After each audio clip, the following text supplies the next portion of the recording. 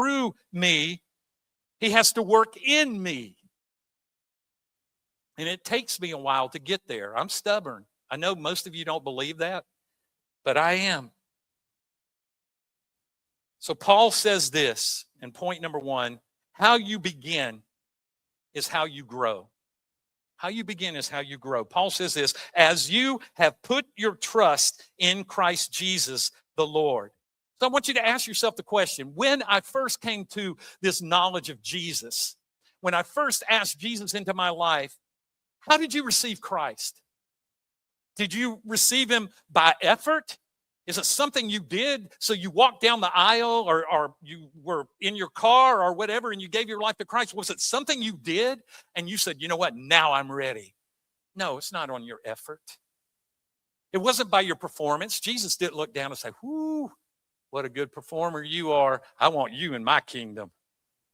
It wasn't anything to do with your performance or what you thought you were doing. It wasn't anything that you earned. It was a free gift that was given to you by a God that loves you so much that he said, you know what?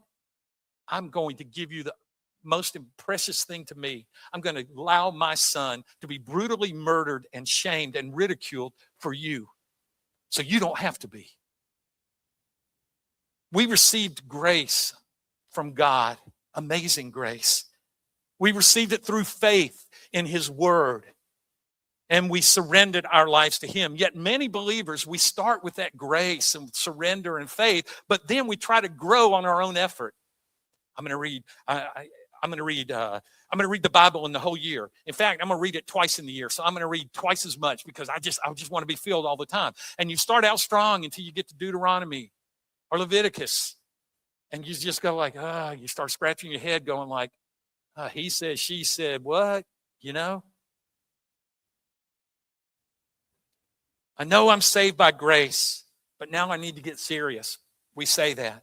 I need to do more. I need to be better. I need to try harder. And we try that. But Paul says, no, continue to live your lives in him.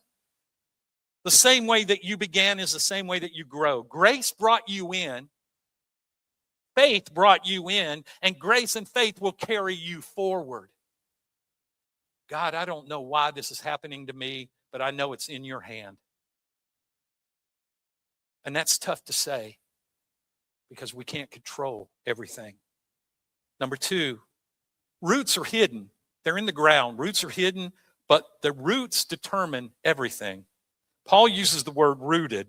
Roots grow underground. No one ever says roots. Roots. No, we want the